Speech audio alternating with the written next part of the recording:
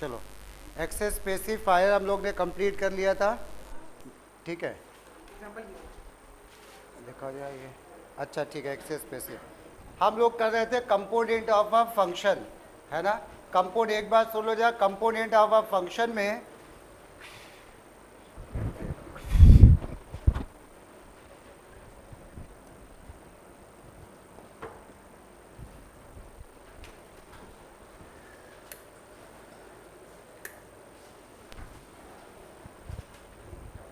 अब जरा सुन लो ध्यान से।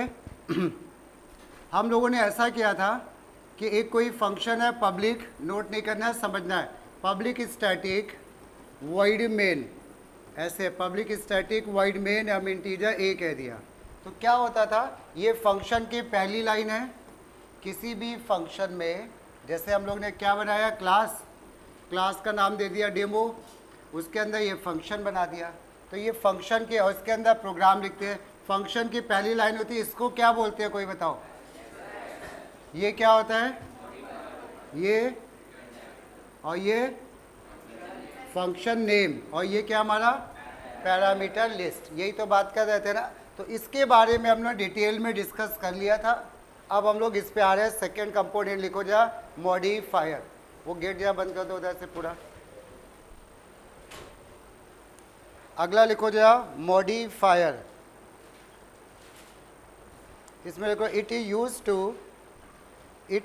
Use to make a function unique. लिखो सभी लोग, लिखो भाई, it is use to make a function unique, full stop. Use to make a function unique, full stop के बाद लिखो, it may be static, it may be static और final. होती और भी है, बट हम लोग कोर्स के अकॉर्डिंग बात कर रहे हैं। इट मे बी स्टैटिक और फाइनल, इसका कोई बहुत बड़ा रोल नहीं है, ठीक है। इसके बाद नेक्स्ट लिखो जरा, अगला कंपोनेंट बताओ क्या है भाई। हाँ, रिटर्न टाइप। तो अगली हेडिंग डालो, रिटर्न टाइप। हाँ, वो ये कहता है उस फंक्शन को यूनिक बनाता है। यूनिक का मतलब जैसे हमने फाइनल कर दिया तो उसकी वैल्यू फिक्स हो जाती है। स्टैटिक कर दिया तो उसकी मल्टीपल कॉपीज नहीं बन पाएंगी। वो अभी हम लोग आगे डिटेल कर में डिस्कस करेंगे, कीवर्ड्स। तुम इधर आगे आ जाओ, पीछे, वो पीछे वाले इधर आगे आ जाओ। अगर गर्म लग रहा हो पीछे, तो सबसे पीछे हो, इधर आ जाओ, जगह पड़ी तो है। अब गर्मी बहुत है ही, क्या करोगे। और गेट थोड़ा बंद कर दो उधर पीछे जो भी बैठा है। इसके बाद हम लोग बात करें रिटर्न टाइप की। लिख लो जा, रिटर्न टाइप में, it is use to state the type of value, it is used to state the type of value to be returned. It is used to state the type of value to be returned by a function, to be returned by a function। Full stop के बाद लिख लो, it may be any valid data type value. It may be any, इधर आगे आ जाना इधर, ठीक है। It may be any valid data type, data type लिख लें। It may be any valid data type like int, double, float etcetera, like int, double, float etcetera, ठीक है। अब ये हमने रिटर्न टाइप में क्या समझा जाए, इसको थोड़ा सा ध्यान से समझते हैं। जैसे हम लोग लिखते हैं क्लास, क्लास का नाम दे दिया हमने डेमो। इसके अंदर हमने फंक्शन बनाया void gate.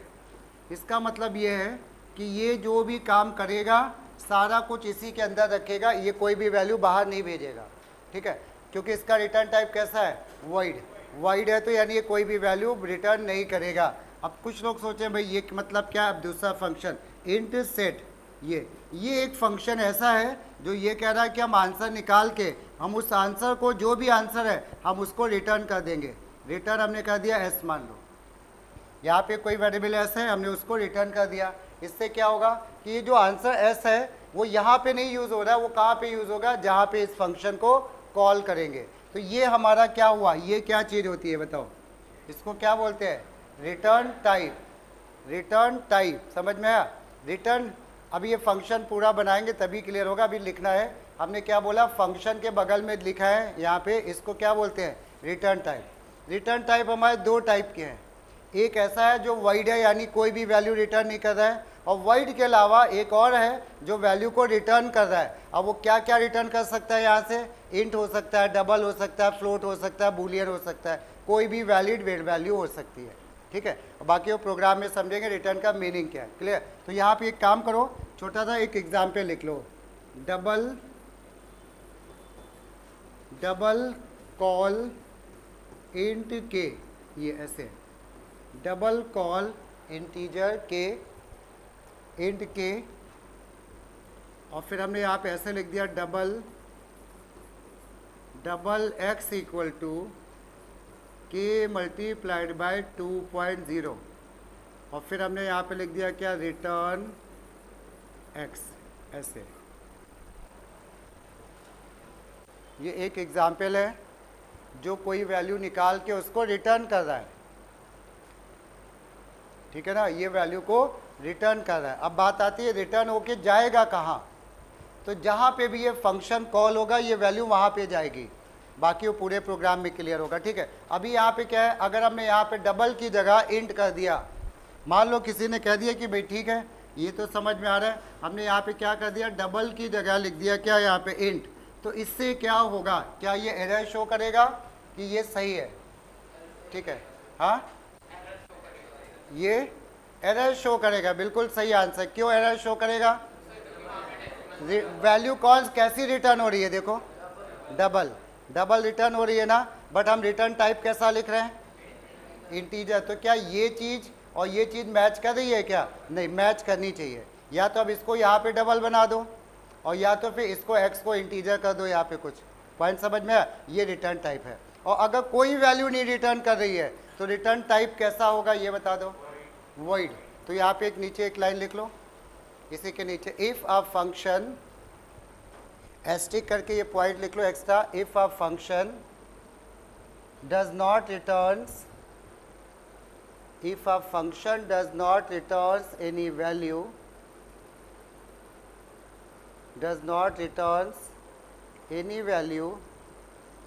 then its return type will be void को अंडरलाइन कर लेना।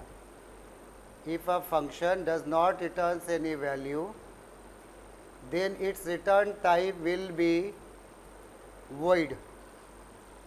लोग ने क्या लिखा, if a function does not return any value then it return type will be what, void, ठीक है। चलो ये समझ में आ गया। इसके बाद अगला कंपोनेंट आ जाओ, अगला कंपोनेंट बोलो क्या है, मेथड नेम। फंक्शन नेम बोलो या मेथड नेम बोलो, एक ही चीज़ है, मेथड नेम। हाँ ये यूज़र डिफाइंड डेटा टाइप, हाँ कर सकते हैं, वहाँ पे कर सकते हैं। गेट बंद कर दो थोड़ा ठीक से, और आगे आ जाओ, इधर कहीं बैठ जाओ, इधर आगे आ जाओ सबसे, ठीक है। इसमें लिखो जाए मेथड नेम है, it is a name given to a, it is a name given to a function, it is a name given to a function and it follows, name given to a function and it follows all the rules of identifier, and it follows all the rules of identifier,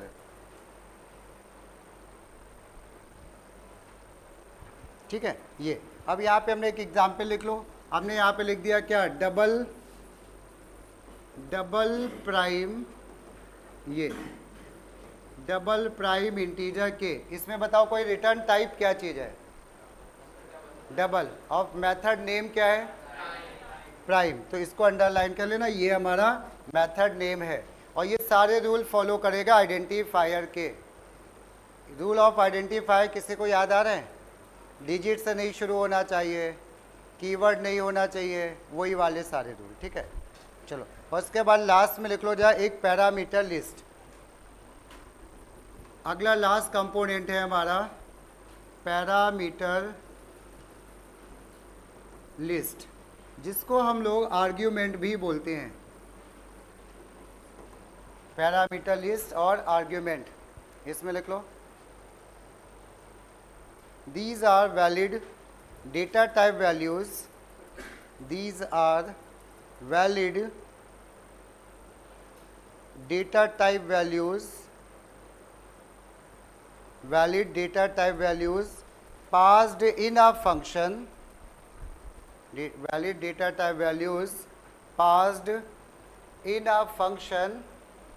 Passed in a function for its manipulation. Passed in a function for its manipulation.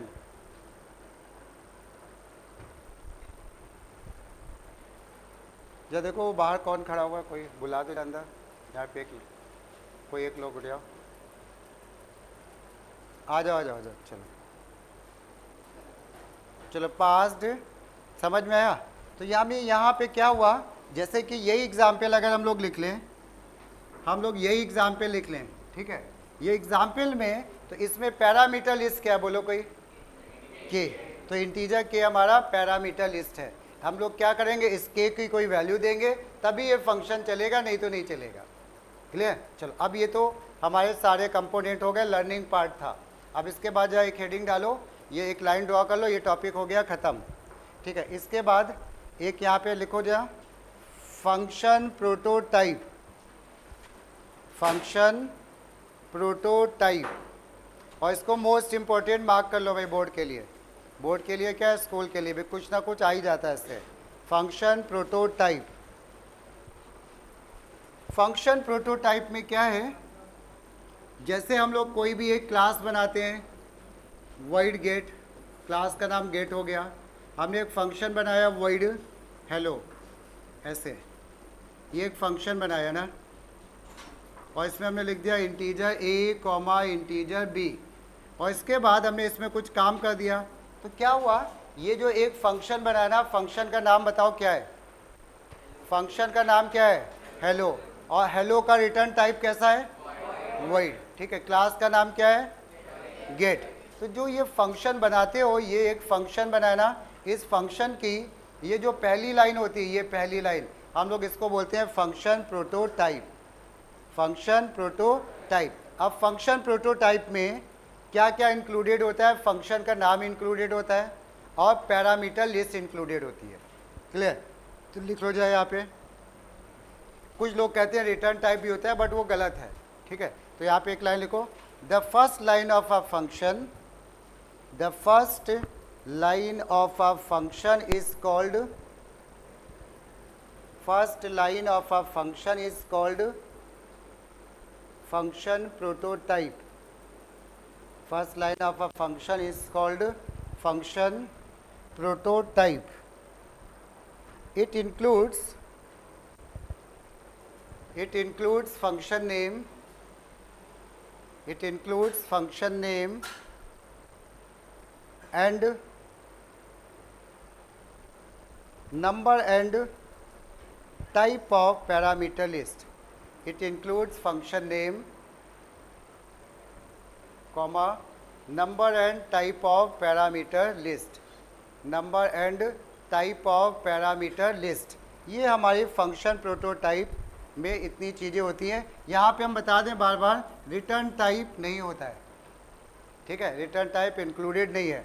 तो अब यहाँ पे एक example हमने लिखा function prototype का, हमने लिखा void get integer a comma integer b, ये void गेट इंटीजर। तो इसमें बताओ प्रोटोटाइप क्या चीज़ है, ये इतना हमारा ये क्या है, प्रोटोटाइप है। क्लियर? क्योंकि void के बिना हम फंक्शन नहीं लिख सकते, तो void हमने इसलिए एक्स्ट्रा लिख दिया, ठीक है। तो ये फंक्शन प्रोटोटाइप है। इसमें क्या क्या शामिल है, फंक्शन का नाम एक तो आ गया है ना, और इसके बाद नंबर एंड पैरामीटर का मतलब कितने कितने पैरामीटर हैं और किस टाइप के, दो यहाँ पे नंबर कितने हैं, दो, और टाइप क्या है उसका, इंटीजर। कभी इंटीजर डबल हो सकता है, कभी मिक्स हो सकता है, कुछ भी हो सकता है, ठीक है। ये मतलब लिखा है। तो यहाँ पे एग्जाम्पल में ऐसे लिख लेना भाई, void get integer a comma integer b, और इसको अंडरलाइन कर लेना, ये प्रोटोटाइप है। इसके बाद एक और हेडिंग लिखो इंपॉर्टेंट, फंक्शंस फंक्शन सिग्नेचर, या कुछ लोग इसको खाली सिग्नेचर भी बोलते हैं, फंक्शन सिग्नेचर। लिख लो इसकी डेफिनेशन।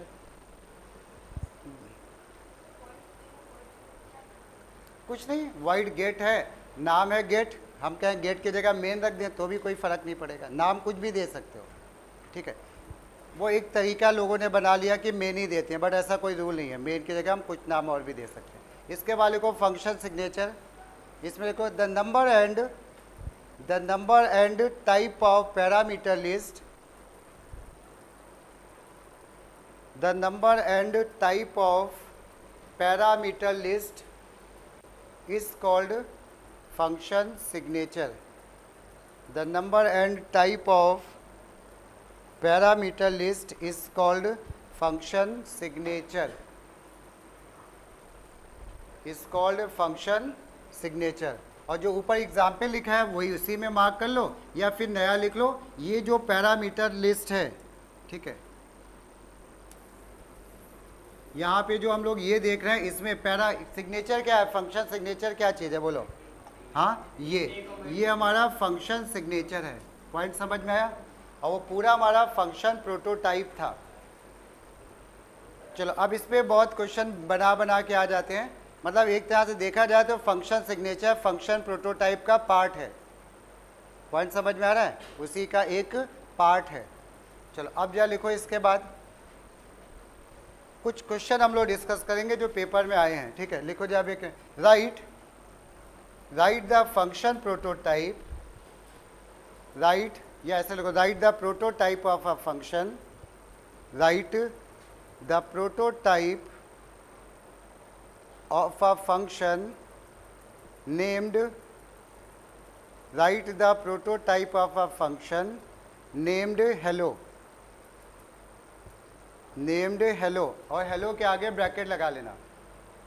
कह रहे एक फंक्शन है hello, write the prototype of function hello as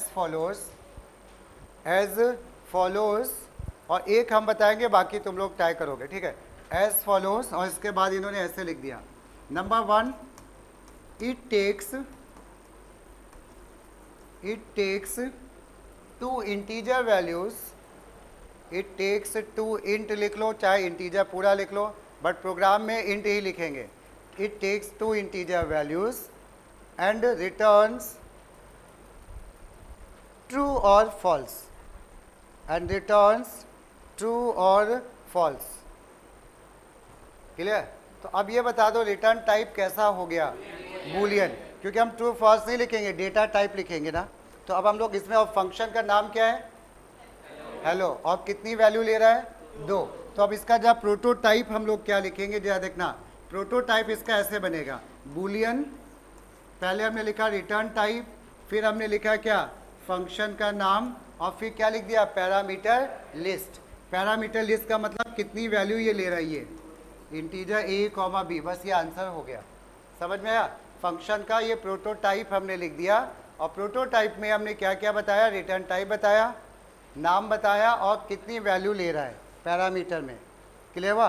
अब इस सेकेंड थर्ड करके लिखते जाओ, फिर एक साथ तुम लोग आंसर लिखना, फिर हम बताएंगे, एक एक लाइन छोड़ के आंसर कीजिए अपने हिसाब से, जैसे भी लिख लो। सेकेंड पार्ट लिखो जरा, इट टेक्स, और सब में फंक्शन का नाम हेलो ही चल रहा है, फंक्शन का नाम सेम है hello. It takes int and double value, it takes int and double value and returns their product, product means multiplication, and returns their product। अब बता दो कोई इसका रिटर्न टाइप कैसा होगा, डबल। इसके बाद नेक्स्ट लिखो जा, it takes a character value, it takes a character value and returns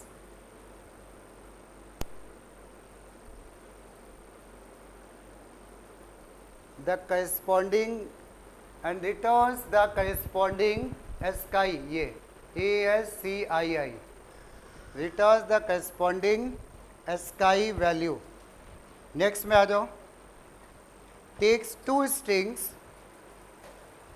corresponding, ये ASCII वैल्यू ये लिखा है हमने ASCII, returns corresponding ASCII value ठीक है, नेक्स्ट में लिखो takes two strings and returns their concatenation. दो स्ट्रिंग का कॉन्कैटिनेशन किस टाइप का होता है? String. Returns their concatenation. Next लिखो जा, takes a boolean and returns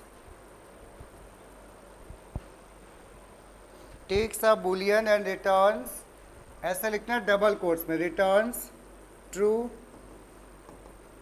और false.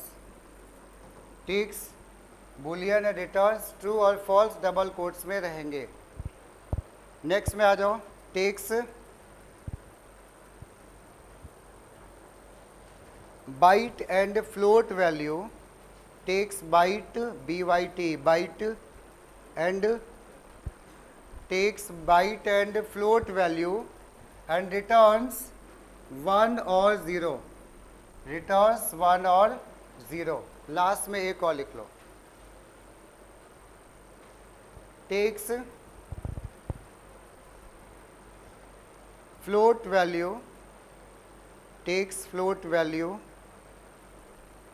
And return its square. एक लास्ट में और अच्छा बस लिखो, इसके बाद फिर ठीक है लिखो, it takes int value and returns the corresponding character its corresponding character, takes int value and returns its corresponding character value। ठीक है, चलो अब इसको लिख डालो। सारे में फंक्शन का नाम हेलो है, बाकी वैल्यूज बदल रही है ना, वैल्यू जो इनपुट कर रहा है वो बदल रही है, रिटर्न टाइप बदल रहा है, तो अपने आप लिखो फिर हम बताएंगे। ठीक है, चलो अब हम लोग इसको डिस्कस कर लेते हैं एक बार कि क्या सही है। कॉपी देना चाहे तो सब लोग भाई चेक करना। ठीक है, पहला क्वेश्चन था इट टेक्स, वो तो हो ही गया था। दूसरे में था it takes a character value and return the corresponding ASCII value. ठीक है, इसका आंसर हम लिख रहे हैं सेकेंड का। अच्छा पहला, अच्छा एक और था it takes the int and double value and returns their क्या प्रोडक्ट मल्टीप्लिकेशन। तो हम इस जैसे एक इंटीजर वैल्यू है, एक हमारी डबल वैल्यू है, जब इसको मल्टीप्लाई करेंगे आंसर किस टाइप का आएगा? डबल। तो यानी रिटर्न टाइप कैसा होगा? डबल। तो हमने क्या लिखा है, इसका आंसर ये होगा डबल क्या हेलो। रिटर्न टाइप तो डबल हो गया, हेलो ब्रैकेट में क्या इंट ए कॉमा डबल बी। इसको डबल पहले लिख दो, बाद में लिख दो, वेरिएबल के नाम एक्स वाई ले लो, इससे कोई फर्क नहीं पड़ता। बिल्कुल सही है पहला वाला। ठीक है, दूसरे में नेक्स्ट में आ जाते हैं it takes a character value and return the corresponding ASCII value. यानी रिटर्न टाइप कैसा? इंट, क्योंकि स्काई वैल्यू किस टाइप की होती है? इंटीजर। तो जो सेकेंड आंसर बनता है, सेकेंड आंसर, ठीक है, सेकेंड आंसर में हम लोग ऐसे लिखेंगे, थर्ड है बल्कि नहीं, ये सेकेंड है थर्ड है? थर्ड है। ठीक है, तो क्या लिख दें रिटर्न टाइप? बोलो इंट क्या हेलो ब्रैकेट में क्या कैर ए। वेरी गुड, बिल्कुल सही है, कैर ए। एक कैरेक्टर वैल्यू ले रहा है, उसकी स्काई वैल्यू रिटर्न कर रहा है। ठीक है, इसके बाद पेन देना जा।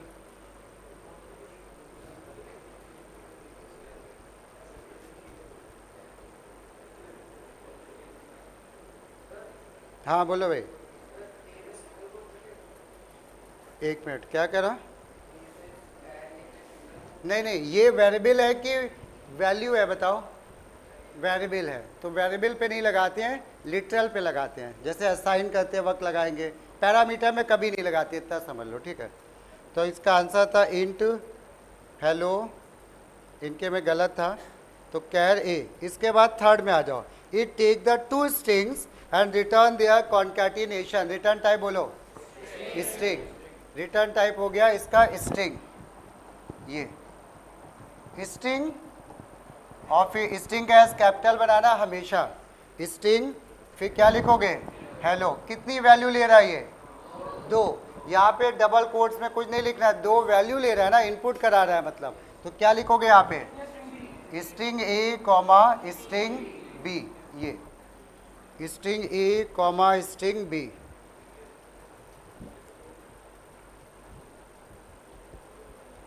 चलो इसके बाद आ जाओ, it takes a boolean and return true और फॉल्स।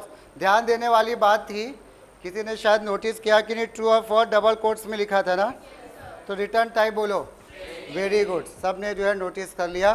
स्ट्रिंग हो गया क्योंकि डबल कोट्स में लिखा है ना, तो रिटर्न टाइप स्ट्रिंग। अगर डबल कोट्स नहीं होता तो रिटर्न टाइप कैसा होता, बुलियन। तो इसका जो आंसर बनेगा वो क्या बनेगा बोलो, स्ट्रिंग हेलो, फिर क्या बुलियन ए, और बुलियन का बी स्मॉल बनाना भाई, बुलियन ए। नहीं वो किसी में नहीं होती है, विदाउट सिंगल और विदाउट डबल कोट्स।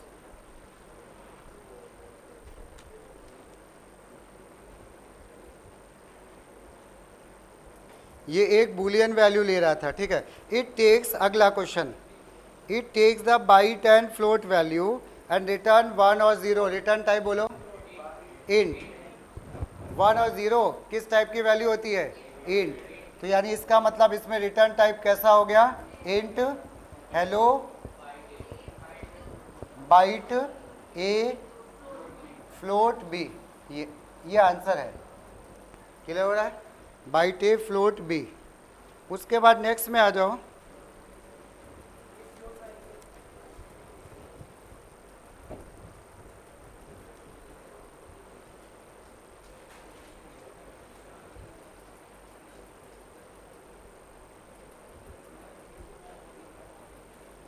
चलो इसके बाद अगला क्या था, it takes the float value and return its square. Float value को फ्लोट वैल्यू से मल्टीप्लाई करेंगे, आंसर कैसा आएगा भाई, फ्लोट। दोनों ही फ्लोट है ना, तो फ्लोट। अब यहाँ पे हम क्या आंसर लिखने वाले हैं बताओ, हाँ बिल्कुल सही है, रिटर्न टाइप हमारा फ्लोट ही होगा। तो हमने यहाँ पे कह दिया फ्लोट, फ्लोट का एफ स्मॉल बनाओगे भाई, फ्लोट हेलो ब्रैकेट में क्या, फ्लोट ए, ये सही है, हाँ। तो फिर वो तो एरर ही आ जाएगी ना, मतलब नहीं, हम तो प्रोटोटाइप लिखने की बात कर रहे हैं ना, हम उसकी वैल्यू पे कंसीडर ही नहीं कर रहे हैं। नहीं नहीं, फ्लोट और फ्लोट लेंगे तो वो आंसर डबल ऐसा आएगा, जरूरी नहीं है ना। तो हम लोग ये मतलब रूल के हिसाब से चल रहे हैं, फ्लोट और फ्लोट जब ऐड होती है, मल्टीप्लाई होती है, तो हम एक्सपेक्ट करते हैं आंसर फ्लोट आएगा। वो बात तुम्हारी सही है कि बड़ी हो गई तो डबल हो सकती है ना, तो फिर उस क्वेश्चन में दिया रहेगा, उसकी वैल्यू भी डिफाइन की जाए, ठीक है। तो अभी हम लोग मेन क्या फोकस कर रहे हैं, रिटर्न ये फ्लोट प्रोटोटाइप पे। लास्ट वाला क्या था भाई, it takes a int value and returns, तो रिटर्न टाइप बोलो कैर, कैर हेलो इंट ए, बस। अब ये समझ में आया, ये क्वेश्चन हमेशा आता है। अब लास्ट ईयर के पेपर देखोगे 2 नंबर का क्वेश्चन हमेशा आता है, बस इतना ही लिखना होता है। बस इसमें थोड़ा घुमा फिरा के कंफ्यूज करने के लिए देते हैं, तो कर लोगे अब मेरे ख्याल से, ठीक है। चलो तो ये हमारी ऑलमोस्ट थ्योरी पार्ट हो गया। फंक्शन में जो 5 नंबर के फंक्शन आते हैं ना, ये वो हम लोगों ने कंप्लीट कर लिए, ठीक है। तो हम लोग एक काम कर रहे हैं छोटा सा, एक वही पेपर जो हम लोग डिस्कस करते थे उसमें से देखते हैं फंक्शन की थ्योरी में क्या है, और फिर उसके बाद आगे बढ़ेंगे, ठीक है। चलो इसमें भी प्रोटोटाइप का शायद होगा, जरूर होगा। अब जो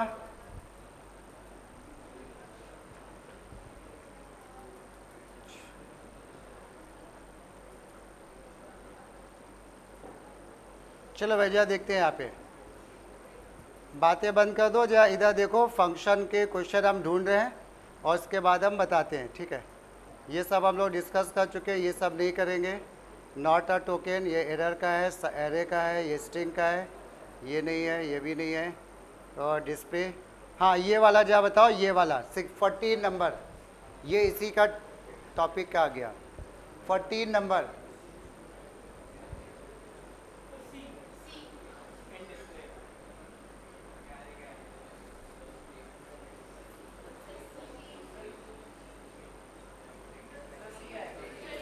हाँ इसमें देखना, सुनना क्या कह रहे हैं it prototype which has the function name display, ठीक है, which takes the two character char a char b and input and integer number as a return type is. तो अब रिटर्न टाइप कैसा हो गया, इंट हो गया, नाम हो गया डिस्प्ले और दो कैरेक्टर वैल्यू ले रहा है। समझ में आया? तो ये आंसर बिल्कुल सही है, ठीक है। इसके बाद देखते हैं और कोई इस फंक्शन का है क्या क्वेश्चन, शायद नहीं होगा, ज़्यादा तो नहीं आते हैं ऐसे। सेपरेट मेथड, और इसमें हाँ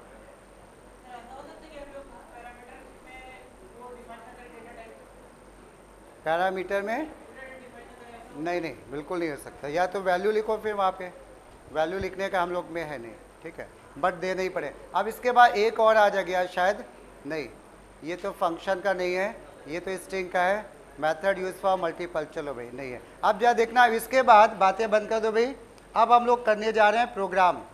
एक हम पहले ही दिखा दे रहे हैं कि प्रोग्राम हमेशा एक आता है और किस टाइप से प्रोग्राम आता है, इसके प्रोग्राम थोड़े लेंदी होते हैं। ये फंक्शन का ऐसे प्रोग्राम अब हम लोग करने जा रहे हैं इस टाइप के। एक क्लास कह रहे हैं, design a class named bill which will contain the following members. तो पहले उन्होंने क्लास का नाम बता दिया तुमको, क्लास के नाम के बाद उन्होंने ये क्या बता दिया बताओ, वेरिएबल। और यहाँ पे हम लोग फंक्शन चैप्टर में वेरिएबल को हम लोग कैसा डिक्लेयर करेंगे, ग्लोबल। जैसे अभी तक हम लोग लिखते थे ना वाइड मेन स्कैनर, उसके बाद लिखते थे ना, अब हम लोग ऐसा नहीं करेंगे। अब क्लास के बाद तुरंत हम लोग क्या बनाएंगे, फंक्शन, ठीक है, ये एक बात हो गई। उसके बाद यहाँ पे क्या हो गया, पैरामीटराइज कंस्ट्रक्टर, ये पढ़ा नहीं तो मैं इसको स्किप कर रहा है। फिर एक फंक्शन होगा to display the content of the unit, चलो थोड़ा सा डिफरेंट है अभी, इसको बताना ही पड़ेगा। अब आ जाओ जरा लिखो एक क्वेश्चन। अब हम लोग प्रोग्राम से स्टार्ट कर रहे हैं, लिखो जरा क्वेश्चन। राइट अ प्रोग्राम, और ये 15 मार्क्स के आते हैं भाई, तो इसको थोड़ा सीरियस लेना। 11th-12th में टोटल प्रोग्रामिंग इसी तरीके से होगी, फंक्शन के थ्रू, ठीक है। तो इसमें लिखो write a program to calculate, write a program to calculate the library fine as follows. याद आ रहा है लाइब्रेरी फाइन का हमने एक प्रोग्राम कराया था इफ एल्स से, ये वो प्रोग्राम छोटा सा बीच में कहीं देखने को मिलेगा। Write a program to calculate the library fine as follows, और इसके बाद लिखते चलो, क्वेश्चन थोड़ा सा लेंदी होगा। क्लास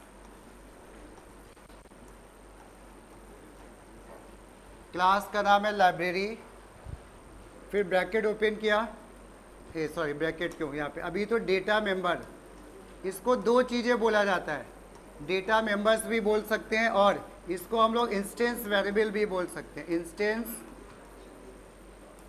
ये डेटा मेंबर और इंस्टेंस वेरिएबल एक ही बात है, कंफ्यूज मत होना। और कुछ लोग इसको शॉर्ट में मॉडल पेपर वाले डीएम लिखते हैं डेटा मेंबर को, ठीक है, डेटा मेंबर, जैसे उस पेपर में भी ऐसे शायद। डेटा मेंबर में हम लोग के पास वेरिएबल के नाम है, एक string name, integer D, double fine, ऐसे 3 ग्लोबल वेरिएबल हैं। नेम का मतलब है स्टूडेंट का नाम, नंबर ऑफ डेज मतलब डी, पेपर में लिखा रहता है डी मतलब नंबर ऑफ डेज, ये सब पेपर में लिखा रहता है, हम लोग नहीं लिख रहे हैं। ये हमारे हो गए। इसके बाद इसी क्लास में कुछ फंक्शंस भी हैं, फंक्शंस, ठीक है। अब फंक्शन में पहला फंक्शन हमारा नॉर्मली होगा इनपुट करने के लिए, तो हमने लिखा वॉइड इनपुट, यहाँ पे लिख लो जा वॉइड इनपुट कॉलन, और इसके आगे लिख लेना इस फंक्शन में क्या काम होना है, तो लिख लो इट इनपुट्स, वॉइड इनपुट के आगे लिखना है it inputs name and number of days, it inputs name and number of days। उसके बाद नेक्स्ट फंक्शन में आ जाओ। अगला फंक्शन है हमारा वाइड कैलकुलेट, वाइड कैल्क ले लो, नाम कुछ भी हो सकता है, वाइड कैल्क, इसमें लिख लो it calculate the fine using, it calculate the fine using, और फिर अब बता रहे हैं कि कितने दिन में फाइन कितने रुपए लगेगा, तो यहाँ पे लिख लो डेज और यहाँ पे लिख लो फाइन, और जो फाइन है वो हम लोग का रुपये में है भाई, ठीक है। तो अब जो है डेज अगर 1 से लेके 3 दिन है तो फाइन ये कह रहे हैं 2 रुपये पर डे लगेगा। अगर 4 से लेके 8 तक है या 4 से 10 तक है तो 3 रुपीज़ 50 पैसे। अबव 10 अगर है तो कह रहे हैं 5 रुपये पर डे के हिसाब से फाइन देना पड़ेगा। नोट कर लो इसको।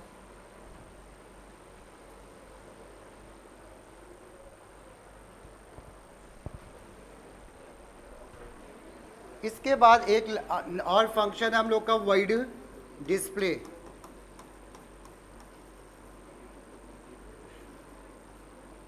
वाइड डिस्प्ले, इसमें लिख लो जा it prints all the data members. It prints all the data members, यानी जितने भी वेरिएबल हैं। कितने डेटा मेंबर हैं इस प्रोग्राम में बताओ? 3। तो कह रहे हैं तीनों को प्रिंट करना पड़ेगा, और नहीं तो कभी कभी लिख देते हैं प्रिंट केवल ये प्रिंट कर दो, तो हम उसी के अकॉर्डिंग। और इसके बाद लास्ट में एक फंक्शन हमेशा बनेगा वाइड मेन के नाम से। लास्ट में लिखो जब वाइड मेन, इसके अंदर लिखो it creates an object, it creates an object and it creates CREAT है, it's create an object and call above functions and call CALL, call above functions accordingly, call above functions accordingly to enable the task। और task हमारा है क्या? Library का fine calculate करना। to create the object and call above functions accordingly to enable the task। Point समझ में आया? इससे प्रोग्राम बनाना और ज़्यादा इजी हो गया, क्योंकि सब तो दिया गया है। वो वेरिएबल के नाम भी बता रहे हैं, क्लास का भी नाम बता रहे हैं, फंक्शन का भी नाम। बस हमें केवल सीखना क्या होता है, लिखने का तरीका। ठीक है, तो चलो जो हम लोग इसका आंसर लिखते हैं। सबसे पहले देखो इस क्वेश्चन में सबसे पहले हम लोग क्या करेंगे, लिखते हैं। चलो इंपोर्ट लिखो, और कहीं पे एक नोट लिख लो, नोट एक लिख लो। Normally these programs are written using scanner class। मतलब 10th के हिसाब से एज्यूम कर लो कि तुम स्कैनर से ही बनाओगे। ऐसे प्रोग्राम आते हैं पेपर में, बट बन सकते हैं बिना स्कैनर के भी, इसीलिए हमने नॉर्मली लगा दिया। तो जब हम लोग स्कैनर क्लास की बात, वो इनपुट की बात कर रहे हैं, तो स्कैनर क्लास की बात कर रहे हैं, तो इसका मतलब है प्रोग्राम कहाँ से शुरू होना चाहिए? इंपोर्ट। तो लिखो जा इंपोर्ट, आंसर लिख रहे हैं हम लोग। इंपोर्ट का ही स्मॉल बनाओगे भाई, इंपोर्ट java.util.strict सेमीकोलन। ठीक है, फिर क्लास का नाम क्या दिया है क्वेश्चन में? लाइब्रेरी। तो क्लास का नाम लाइब्रेरी है, तो हम लोग नाम नहीं चेंज करेंगे। ठीक है, हम यहीं पे लिख देते हैं। हमने यहाँ पे लिखा इंपोर्ट java.util.strict। जावा, इंपोर्ट और जावा के बीच में स्पेस होगी, ध्यान रखना। उसके बाद क्लास का नाम हमने बना दिया क्या? लाइब्रेरी। क्लास लाइब्रेरी और ब्रैकेट कर दिया ओपन। क्या करें, पहला काम बोलो। क्लास तो तुमने डिक्लेयर कर दिया ना, क्लास के बाद किसकी बारी आ रही है? डेटा मेंबर्स की। भाई ये डेटा मेंबर, इनको हमें डिक्लेयर करना, कोई भी एक्स्ट्रा वेरिएबल नहीं डिक्लेयर करना, ध्यान रखना। बोर्ड में मार्क्स कटेंगे, जितने दिए हैं उतने ही लोगे। तुमने कहा हमें और एक वेरिएबल चाहिए, तो वो लोकल लोगे फंक्शन के अंदर। ठीक है, ग्लोबल नहीं लोगे। तो अब हम लोग यहाँ पे सारे वेरिएबल्स को डिक्लेयर करेंगे। स्ट्रिंग नेम सेमीकोलन, फिर एक वेरिएबल है हमारा इंटीजर डी नाम से, और एक वेरिएबल है डबल फाइन। ये 3 वेरिएबल हमने डिक्लेयर कर लिए। ठीक है, ये 3 वेरिएबल डिक्लेयर हो गए। अब क्या करने वाले हैं बताओ? अब हम लोग फंक्शन बनाने वाले हैं। भाई हमने क्लास बना लिया, हमने ये वेरिएबल भी डिक्लेयर कर लिया। अब इसकी बात आ रही है फंक्शन, और पहला फंक्शन क्या है? Void input. तो अब हमने इसी के नीचे लिखना है। ठीक है, तो यहाँ पे हमने लिखा वॉइड इनपुट। हाँ, कौन से ब्रैकेट में? इनपुट के। नहीं, इसमें देखो क्वेश्चन में क्या दिया है इनपुट में ब्रैकेट में, नहीं, जब देंगे तो लगाएंगे हम लोग, क्वेश्चन के अकॉर्डिंग आंसर चलेगा। ठीक है, वाइड इनपुट क्या बोला है इस वाइड इनपुट में करने को, बोलो। तुम्हें इनपुट करना तो आता है ना हम लोग को स्कैनर से, तो अब हम क्या करेंगे, स्कैनर क्लास यहाँ पे लिखेंगे पहले, तो स्कैनर क्लास भी बनाना जरूरी है। New scanner system dot in, ये ऐसे, ये स्कैनर हो गया। स्कैनर होने के बाद अब हम यहाँ पे एक मैसेज देंगे, एंटर क्या, नेम एंड डेज। हाँ, मैसेज तुम्हारी मर्जी है कैसे भी दे दो, enter the name of the student. क्या हुआ बोलो, बताओ क्या हुआ। नहीं, ये वाले ब्रैकेट बताओ भाई, ब्रैकेट खुलेंगे कि बंद होंगे, खुलेंगे, क्योंकि हम लोग ये फंक्शन स्टार्ट कर रहे हैं ना, तो ये ब्रैकेट खुलेंगे ये। ठीक है, वाइड इनपुट। अब इसके बाद क्या करें, अगली लाइन कोई बोल दो जल्दी। हाँ, इसमें एक हम बताने वाले थे हम भी, एक चीज़ ये है, जो स्कैनर है ना, इसको, ये स्कैनर हमारा लोकल हो गया, इसी फंक्शन के अंदर काम करेगा। और एक काम हम और कर सकते थे, ये क्लास जहाँ पे वेरिएबल डिक्लेयर किए हैं, यहाँ पे हम स्कैनर क्लास का ऑब्जेक्ट बना सकते थे, तो फिर ग्लोबल हो जाता। बट 10th में एक ही फंक्शन में इनपुट होता है, तो बोर्ड कहता है यहाँ पे, बट ये भी सही है वो भी सही है, दोनों सही है। ठीक है, तो अगर स्कूल में बोला है तो फिर यही बनाना, क्योंकि अभी स्कूल के अकॉर्डिंग ही करना होगा। ठीक है, लेकिन बोर्ड में भी वो भी गलत नहीं है, सही है।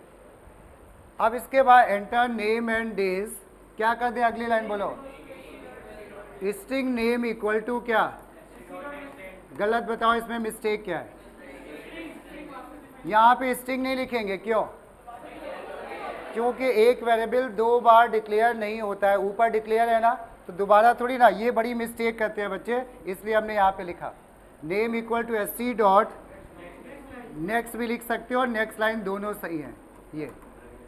और क्या करें, और क्या इनपुट करना है, डेज, तो हमने डी में लिखा D equal to sc dot next int, ये।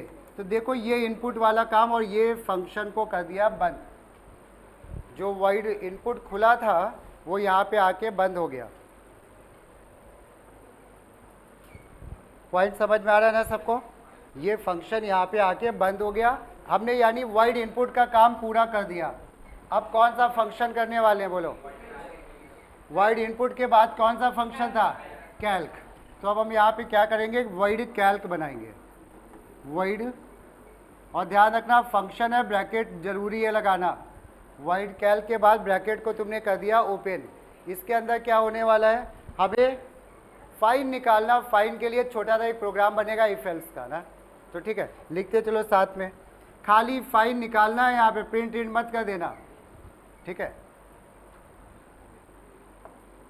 हमने लिखा if days greater than equal to 1 and days less than equal to 3, तो हमने यहाँ पे फाइन के लिए वेरिएबल कौन से हमारे किस नाम से है, फाइन, फाइन के लिए। अब यहाँ पे ऐसा नहीं करेंगे कि हम यहाँ पे एफ लिखने लगे, ग्लोबल वेरिएबल था ना एक फाइन स्टोर करने के लिए, तो उसी को इस्तेमाल करेंगे। फाइन इक्वल टू क्या, डेज मल्टीप्लाइड बाय कितना, 2 रुपीज़ था ना शायद। चलो इसके बाद आ जाओ एलसिफ,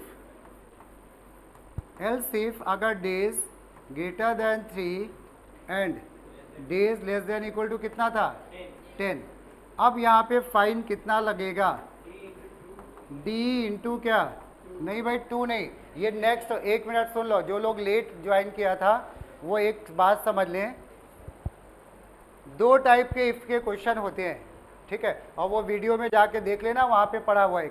एक होता है ऐसे लिखा होता है, 1 से लेके 3 दिन इतना रुपए, 4 से लेके 8 दिन इतने रुपए, और एक ऐसा होता है फर्स्ट 3 डेज, फिर बोलेंगे नेक्स्ट 4 डेज।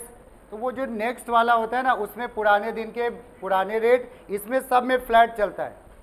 3 के बाद जैसे ही 4 दिन हो गए, तो अब 2 रुपए का काम खत्म, हर दिन के 3 रुपए के हिसाब से लेंगे। ठीक है, तो अब हम लोग यहाँ पे क्या लिखने वाले हैं, कोई बोलो, डी मल्टीप्लाइड बाय 3.50, कोई प्रॉब्लम ये। और उसके बाद और क्या था, एल्स, अगर ये भी नहीं हुआ तो डेज अगर मोर देन 10 हुए तो लिखते चलो भाई साथ में, आसान सा, एल्स फाइन इक्वल टू क्या, डी इंटू 5 रुपीज़ ये। और इसके बाद कुछ करना है इस फंक्शन के अंदर, बोलो क्या करना बचा है इस फंक्शन के अंदर? हाँ नहीं, इस फंक्शन में कुछ बचा है कि बंद करें? हाँ क्या करेंगे? फाइन को रिटर्न, यहाँ पे क्वेश्चन में बोला है रिटर्न करने को। रिटर्न टाइप बताओ कैसा है फंक्शन कैल्क का? वॉइड, तो रिटर्न करेंगे? नहीं करेंगे। और बताओ क्या करो तुम?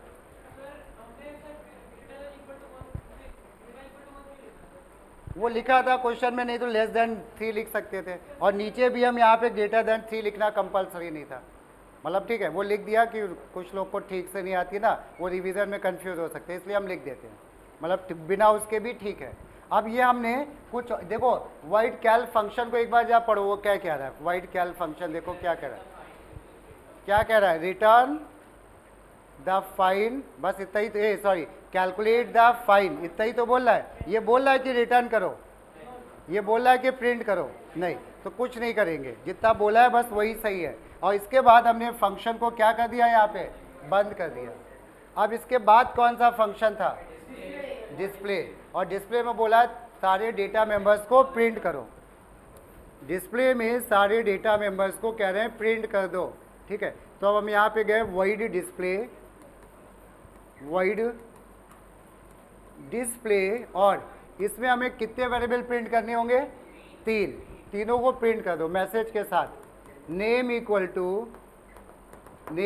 टू प्लस नेम, फिर उसके बाद SOPLN में days equal two plus D, फिर SOPLN में fine equal two plus F, ये फाइन, हाँ फाइन था, अच्छा पूरा नाम था भाई फाइन का, तो यहाँ पे लिख दिया फाइन। वेरिएबल के नाम नहीं चेंज करेंगे, पूरे प्रोग्राम में सेम चलेंगे। क्लियर हो गया? अब जरा देखना, 2013 या 14 के पहले मेन फंक्शन बनाने को नहीं बोला जाता था, तो हम लोग उस केस में क्या करते थे, बस यहाँ पे क्लास बंद करते थे, हमारा प्रोग्राम खत्म हो जाता था। बट अब उसके बाद से इन्होंने क्या करा है, बोला कि भाई मेन भी बना के दिखाओ। तो अब हम लोग क्योंकि मेन बनाना है तो हम लोग भी मेन बनाएंगे, ठीक है। तो मेन फंक्शन जरा 1 मिनट देख लेना, उसके बाद नोट करना, क्योंकि मेन फंक्शन में थोड़ी सी नई चीज़ें तुम्हें दिखेंगी। सबसे पहले तो ये समझ लो ये क्या कर रहे हैं हम लोग, जैसे हमने ये लिखा है scanner, SC equal to new scanner, ये क्या कर रहे हो तुम बताओ? ये ऑब्जेक्ट बना रहे हो, किस क्लास का? तो जब ऑब्जेक्ट बनाते हैं तो पहले हम लोग क्या लिखते हैं, क्लास का नाम, पहले क्या लिखते हैं, फिर हम लोग ये क्या चीज़ है बोलो, ऑब्जेक्ट, कोई भी नाम दे सकते हैं, ऑब्जेक्ट बनाएंगे, ABCD OBJ कोई भी नाम दे दो, फिर इक्वल टू क्या लगाएंगे, न्यू, न्यू एक कीवर्ड है, और फिर से क्या करेंगे, क्लास का नाम। जो स्कैनर है ना, ये प्री डिफाइंड क्लास है, तो इसको system.in लिखना पड़ता है, लेकिन ये जो हम लोग बनाएंगे ये प्री डिफाइंड नहीं, इसमें स्कैनर system.in नहीं लिखना है। तो अगर हम लोग तो इसका मतलब हमें कंक्लूजन इतना पता चला, बस देख लो भाई 2 मिनट और है, ध्यान से समझ लो, मेन पॉइंट हम लोग आ चुके हैं। जो अब हमें इतना समझ में आया कि जब भी ऑब्जेक्ट बनाना होता है तो हम क्या करते हैं, पहले क्लास का नाम जिसका ऑब्जेक्ट बनाना है, फिर ऑब्जेक्ट, फिर न्यू, और फिर से क्लास, और फिर ओपन क्लोज ब्रैकेट, इसमें कुछ नहीं लिखते हैं, यही तो कहते हैं ना। अब जा देखो मेन में वो क्या कह रहे थे तुमसे करने को, मेन में उन्होंने क्या बोला है करने को, हाँ, create the object and call above function accordingly. किसका ऑब्जेक्ट बनाना है हमको, क्लास का ना। क्लास का नाम क्या है हम लोग का, लाइब्रेरी, तो हमें लाइब्रेरी क्लास का ऑब्जेक्ट बनाना है। तो देखना यहाँ पे हमने क्या किया, लिखा पब्लिक स्टैटिक वाइड मेन, खाली वाइड मेन भी लिख सकते हो, फर्क नहीं पड़ता इस बात से, ठीक है, इस पर कंफ्यूज मत होना, बट आदर रखो PSVM ज़्यादा सही रहता है। अब इसके बाद अब क्या करें, पहला काम बोलो, ऑब्जेक्ट बनाएंगे किसका, क्लास का, स्कैनर का नहीं, क्लास का। तो क्या लिख दें बताओ यहाँ पे, पहले तो क्लास का नाम, क्या नाम है क्लास का, लाइब्रेरी, तो हमने क्या लिखा, लाइब्रेरी। वह ऑब्जेक्ट का नाम तुम कुछ भी दे दो, XYZ, हमने OBJ दे देते हैं, OBJ इक्वल टू कौन सा कीवर्ड होता है, न्यू, और फिर से क्लास का नाम लाइब्रेरी, और ये हमने कर दिया ओपन क्लोज ब्रैकेट बंद। कुछ पॉइंट समझ में आया? ये हमने ऑब्जेक्ट बना दिया। अब ऑब्जेक्ट बना के तुम्हें सारे फंक्शन कॉल करने हैं, जितने भी फंक्शन है मेन में कॉल होंगे। पहले किस फंक्शन की ज़रूरत पहले पड़ेगी? इनपुट। अब जाए हमें ये बता दो हमने ये क्या लिखा है, sc डॉट नेक्स्ट इंट, ये एक स्कैनर क्लास का फंक्शन है ना, उसमें ये क्या लिखा है और ये क्या है? फंक्शन है। तो जब हम लोग यहाँ पे कॉल करेंगे तो पहले हम ऑब्जेक्ट का नाम लिखेंगे और फिर फंक्शन का नाम लिखेंगे। ऑब्जेक्ट का नाम हमने क्या दिया है बोलो? obj। ठीक है, नाम कुछ भी दे सकते थे, तो हमने यहाँ पे दिया ऑब्जेक्ट का नाम लिखा obj। और उसके बाद क्या, किस फंक्शन की पहले ज़रूरत पड़ेगी? अगर हम कैल को पहले कॉल कर लें तो कोई दिक्कत नहीं, कोई एरर नहीं आएगी। लेकिन एक प्रॉब्लम यह आएगी, जब कैल्क चलेगा उसके पास नंबर ऑफ डेज तो है ही नहीं, तो वो डेज क्या मान लेगा? 0। तो वो 0 डेज के हिसाब से सारा काम करेगा, जो कि गलत है। तो हम लोग सबसे पहले किसको कॉल करेंगे? इनपुट को। तो हमने यहाँ पे क्या लिख दिया? obj डॉट क्या? इनपुट। ये obj डॉट इनपुट। कोई दिक्कत? तो इससे इनपुट वाला काम हो गया। अब किसको कॉल करें? कैल्क। तो क्या लिख दिया हमने यहाँ पे? obj dot Calc. इसके बाद obj डॉट डिस्प्ले। लिखो तुम ऊपर नीचे कहीं पे भी, मेन में ऑर्डर को फॉलो करना है। ये वाइड मेन बनाया और ये क्लास बनाया, इसको नोट कर लो। ये पूरा कंप्लीट प्रोग्राम है, बोर्ड में ऐसे ही प्रोग्राम आते हैं। किसकी? फाइन की वैल्यू दिया, देखो। अच्छा पहले ये कॉपी कर लो, फिर हम बता रहे हैं कैसे ये रन कैसे होता है प्रोग्राम। ठीक है, ये प्रोग्राम रन किस तरह से होगा वो भी हम लोग डिस्कस करते हैं।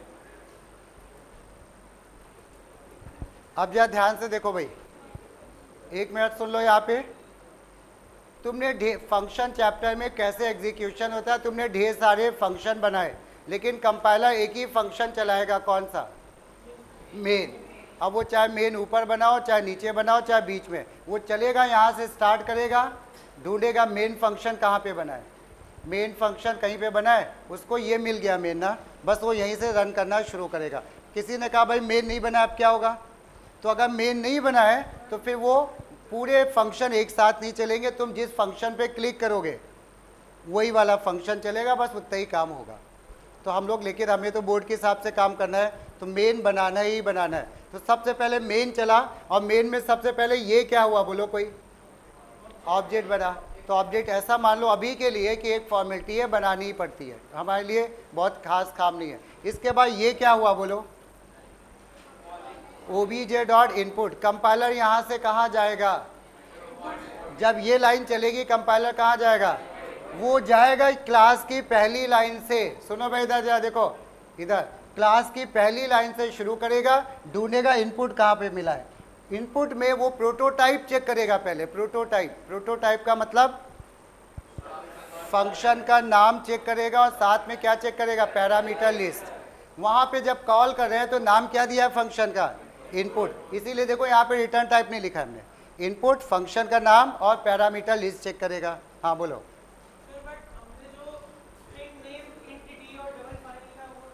वो उसका कोई काम थोड़ी ना, ये तो हम फंक्शन को कॉल कर रहे हैं ना, वो वेरिएबल फंक्शन के अंदर इस्तेमाल हो रहे हैं, बस ऐसा समझो। वो हो गए, मेमोरी उनको मिल गई, उनको मेमोरी मिल गई। अब हम जब इनपुट कर रहे हैं, सुनो इधर, इनपुट कर रहे हैं तो ये लाइन चलेंगी।